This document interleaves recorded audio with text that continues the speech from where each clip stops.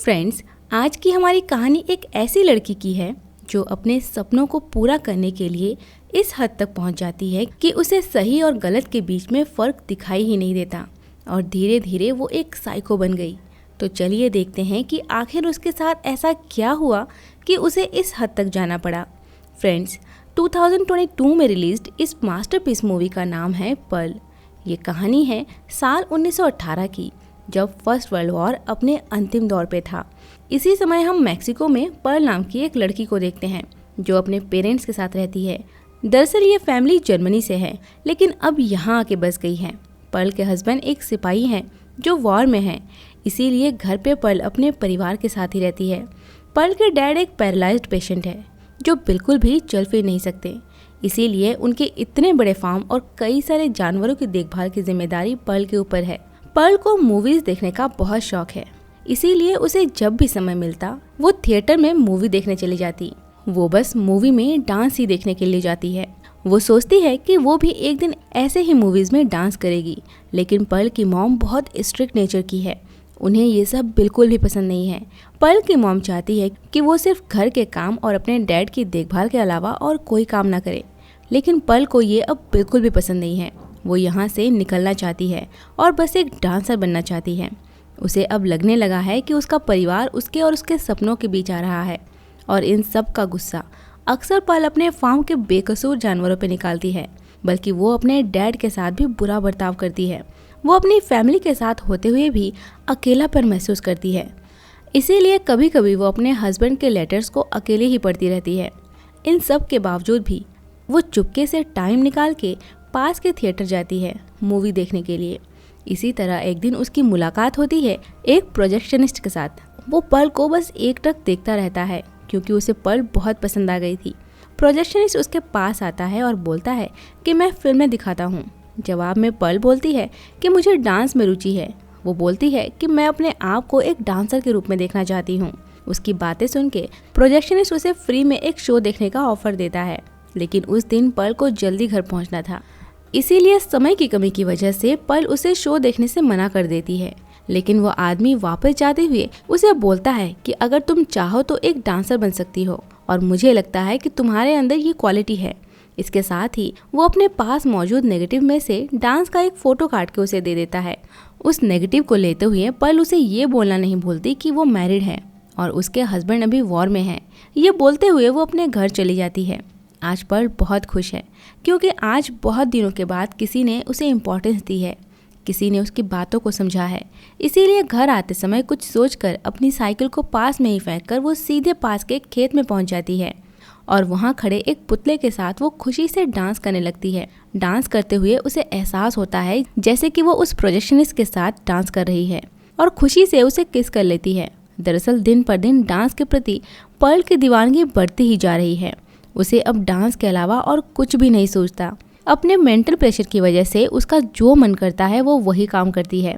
इसके बाद जब वो घर पहुंचती है तब अपनी मॉम को वो दरवाजे पे ही खड़ा देखती है। वो उसे पूछती है कि क्या बात है, आज तुम्हें आने में इतनी देर कैसे हो गई। वो कोई जवाब नहीं देती और साइकिल रख के अंदर चली जाती है। रात में डिनर के दौरान पर्ल की मॉम उसे पूछती है कि सामान लाने के लिए तुम्हें जो पैसे दिए गए थे उसमें से 8 सेंट कम क्यों हैं। पर्ल बोलती है कि उसने अपने लिए कुछ कैंडीज ले लिए थे। इस पर उसकी मॉम उसे बहुत डांटती है क्योंकि वॉर के दौरान सभी की इकोनॉमिक कंडीशन थोड़ी ख़राब हो गई है। वो अपना हर एक कदम फूंक फूंक के रख रहे हैं और इसीलिए आज भी उन्हें खाना नसीब हो रहा है। उसकी मॉम पर्ल के सामने से उसका प्लेट हटा देती है और उससे बोलती है कि तुमने अपने हिस्से के खाने के पैसे आज खर्च कर दिए हैं, अगर खाना बच गया तो सुबह खा लेना।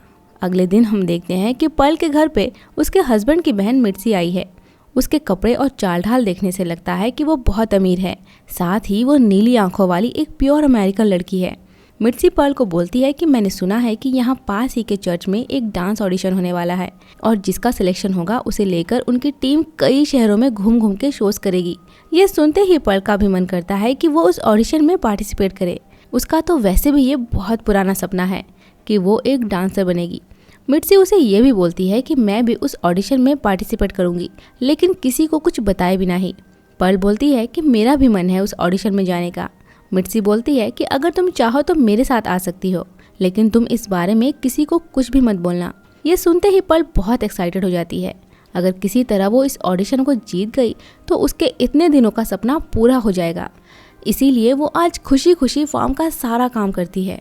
रात में पल एक बार फिर से उसी थिएटर में पहुंचती है, लेकिन आज वो मूवी देखने के लिए नहीं आई है। वो आज यहाँ आई है उस प्रोजेक्शनिस्ट से मिलने के लिए।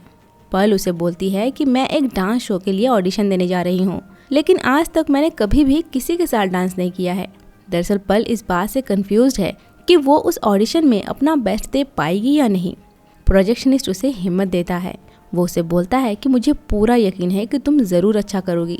इसके बाद वो पल को एक अडल्ट मूवी दिखाता है। दरअसल उस दौर में ये सब पूरी तरह से इलीगल था। प्रोजेक्शनिस्ट उसे बोलता है कि मुझे लगता है कि इस तरह की मूवीज़ को लोग जल्द ही एक्सेप्ट कर लेंगे और इसे देखने के लिए मुँह मांगी कीमत देंगे। वो आगे बोलता है कि चाहे कुछ भी हो जाए, तुम अपने सपनों को कभी मत छोड़ना। पल बोलती है कि मेरी एक फैमिली है और मैं कभी भी अपनी फैमिली को नहीं छोड़ सकती, क्योंकि उन्हें मेरी ज़रूरत है और मेरे अलावा उनकी देखभाल करने वाला और कोई भी नहीं है। इसके बाद वो रात को ही अपने घर वापस आ जाती है। घर आके वो अपने हस्बैंड की फ़ोटो देखती रहती है। आज वो अपने हस्बैंड को बहुत मिस कर रही है, क्योंकि आज अगर उसका हस्बैंड उसके पास होता तो उसके लिए बहुत अच्छा होता। उस रात वो बहुत सोचती है। उसे लगता है कि आज उसका परिवार ही उसके सपनों को पूरा करने में बाधा बन गया है। ये लोग मर क्यों नहीं जाते? अगर उसके बीमार डैड मर चुके होते तो आज उसे उनके लिए सोचना ही नहीं पड़ता। ये सब सोचते हुए वो सो जाती है। अगली सुबह वो अपने डैड को घर के पास ही एक लेक के पास ले जाती है। हम देखते हैं कि उसी लेक में एक मगरमच्छ भी है। पल का मन कर रहा है कि वो अपने डैड को उसी लेक में फेंक दे। ठीक उसी समय उसकी मॉम आ जाती है। उसकी मॉम उसे बोलती है कि डैड को घर ले जाओ, लेकिन इसी के साथ ही उन्हें पल के ऊपर थोड़ा शक भी होता है। रात में जब सभी एक साथ डिनर कर रहे थे तब उसकी मॉम उसे बोलती है कि मुझे तुम्हारे रूम में एक सिनेमा का पोस्टर मिला है। मुझे पता है कि तुम चुपके से सिनेमा देखने जाती हो, लेकिन आज के बाद ये सब नहीं होगा। तुम बस घर पे ही रहोगी और अपने डैड का ख्याल रखोगी। ये सुन के पल बहुत अपसेट हो जाती है। वो अपने मॉम को बोलती है कि मैं एक डांस का ऑडिशन देना चाहती हूँ और अगर उसमें मेरा सिलेक्शन नहीं हुआ तो मैं उसके बाद कभी भी डांस के बारे में बात ही नहीं करूँगी। लेकिन उसकी मॉम इससे भी राज़ी नहीं होती है, बल्कि उन्हें और भी गुस्सा आ जाता है। वो उसे बोलती है कि हम एक इज़्ज़तदार लोग हैं और मैं ये बिल्कुल भी नहीं चाहती कि तुम एक डांसर बनो, और इसीलिए मैं तुम्हें ऐसा कुछ भी करने की परमिशन नहीं दे सकती। जितनी जल्दी हो सके अपने दिमाग से ये सब ख्याल निकाल दो। अपनी मॉम के मुंह से इतनी स्ट्रिक्ट बातें सुन के पल बहुत हैरान हो जाती है और अब वो अपनी मॉम के साथ बहस करने लगती है। अपनी बेटी को इस तरह से ज़बान लड़ाते देख उसकी मॉम उसे एक थप्पड़ मार देती है और इसी के साथ दोनों आपस में लड़ने लगते हैं। और इसी हाथापाई के दौरान दोनों आग के पास चली जाती है और आग उसके मॉम के कपड़ों में लग जाती है। पल आग बुझाने के लिए जल्दी ही उनके ऊपर पानी डाल देती है, लेकिन वो ये ध्यान नहीं देती कि वो खौलता हुआ पानी उन पर डाल रही है। इससे उसकी मॉम और भी ज़्यादा जल जाती है। इसके बाद वो अपनी मॉम को घसीटते हुए बेसमेंट में ले जाके रख देती है और वहाँ से भागते हुए प्रोजेक्शनिस्ट के पास चली जाती है। उसे देखते ही पल उसे किस कर लेती है और ये रात दोनों एक साथ बिताते हैं। अगली सुबह जब पल घर जाने के लिए तैयार हो रही थी तब प्रोजेक्शनिस्ट उसे बोलता है, रुको, मैं तुम्हें अपनी गाड़ी से तुम्हारे घर छोड़ देता हूँ। दोनों जब पल के घर की तरफ जा रहे थे तब उन्हें रास्ते में एक सिपाही दिखाई देता है।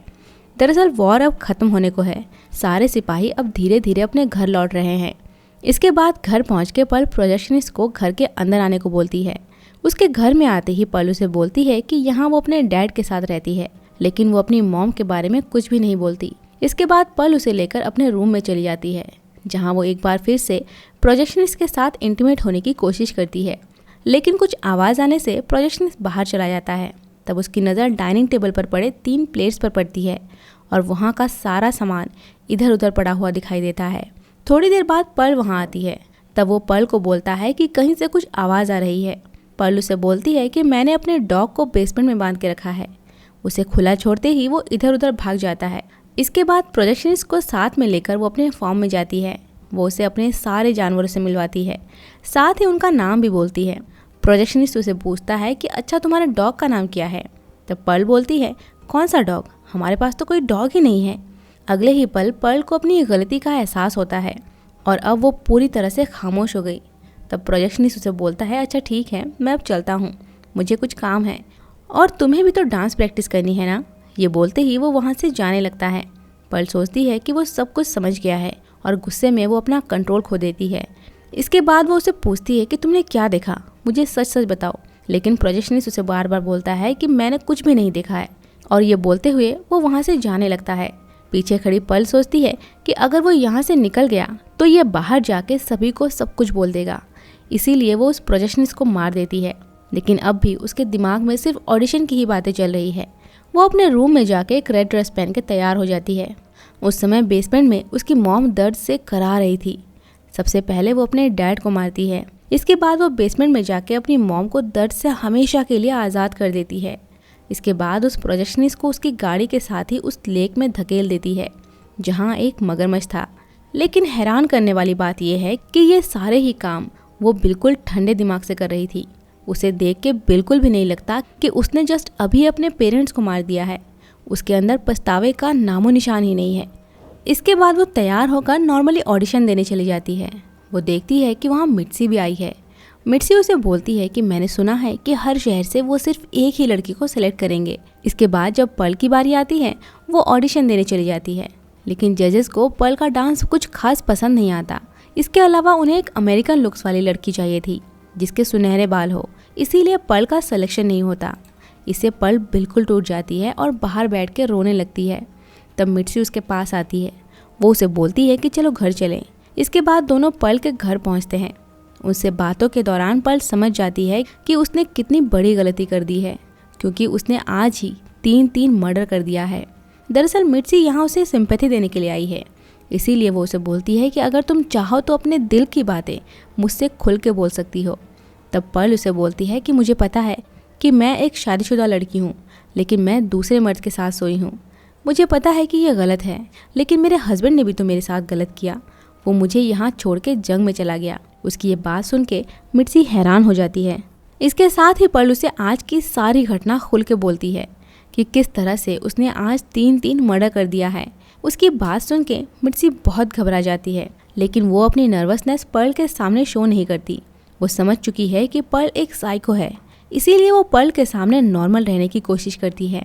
उसे एक बार फिर से हैरान करते हुए पर्ल बोलती है कि मुझे पता है कि ऑडिशन में तुम्हारा सिलेक्शन हो गया है, क्योंकि वो तुम्हारे ही जैसे एक अमेरिकन लड़की ढूंढ रहे थे, इसीलिए मुझसे इस बात को छुपाने की कोई ज़रूरत नहीं है। ये सुनते ही मिट्सी एक्सेप्ट कर लेती है कि हाँ, मेरा सिलेक्शन हो गया है और अगले ही हफ्ते मुझे निकलना होगा। ये सुन के तो पर्ल को उससे बहुत जेलस होने लगती है। जो मौका उसे नहीं मिला वो किसी और को मिले, ये बात पर्ल किसी भी तरह एक्सेप्ट नहीं कर पाती। इसीलिए मिट्सी के निकलते ही पर्ल भी उसके पीछे पीछे घर के बाहर आ जाती है और पास पड़ा एक कुल्हाड़ी अपने हाथ में उठा लेती है। उस कुल्हाड़ी से वो मिट्सी को वहीं पे मार देती है और फिर उसके छोटे छोटे टुकड़े करके उसी मगरमच्छ को खिला देती है जो उसके घर के पास वाले लेक में था। आगे हम देखते हैं कि रात में पर्ल अपने मरे हुए पेरेंट्स के साथ बैठ के डिनर कर रही है और उसके सामने उसके पेरेंट्स बेजान बैठे हुए हैं। इस बात को पर्ल भी अच्छे से जानती है कि उसने बहुत बड़ी गलती कर दी है, क्योंकि उसकी मॉम उसे हमेशा ही बोलती थी कि तुम्हारे पास जो भी है उसी के साथ खुश रहना चाहिए। लेकिन अपने सपनों को पूरा करने के लिए पर्ल इतनी अंधी हो गई कि वो सही और गलत के बीच के फर्क को बिल्कुल ही भूल चुकी थी। उसने 4 लोगों का मर्डर कर दिया और इतना कुछ करने के बाद वो सोच रही है कि उसे एक परफेक्ट फैमिली मिले, इसीलिए वो अब अपने हस्बैंड का इंतज़ार कर रही है एक नई शुरुआत करने के लिए। हम देखते हैं कि वॉर खत्म होने के बाद उसका हस्बैंड घर वापस आ गया है, लेकिन घर में घुसते ही वो देखता है कि पर्ल के पेरेंट्स की लाश घर के डाइनिंग टेबल पे ही बैठी हुई है और उनकी हालत अब बहुत ज़्यादा ख़राब है। इसके बाद जब उसकी नज़र पर्ल पे पड़ती है तब वो देखता है कि पर्ल उसकी तरफ देख के अजीब तरह से स्माइल कर रही है। ये देख के तो उसके होश ही उड़ जाते हैं और ठीक यहीं पे ही हमारी आज की इस साइको थ्रिलर मूवी की कहानी खत्म होती है। तो फ्रेंड्स, कैसी लगी आपको ये कहानी कमेंट में ज़रूर बताएं और साथ ही ये बताना ना भूलें कि इसके बाद आप कौन सी मूवी की कहानी को सुनना चाहेंगे। अगर आपको हमारा एक्सप्लेनेशन अच्छा लगा हो तो वीडियो को लाइक, शेयर एंड सब्सक्राइब ज़रूर करें। जल्द ही मिलते हैं एक और मज़ेदार कहानी के साथ। तब तक के लिए बाय बाय।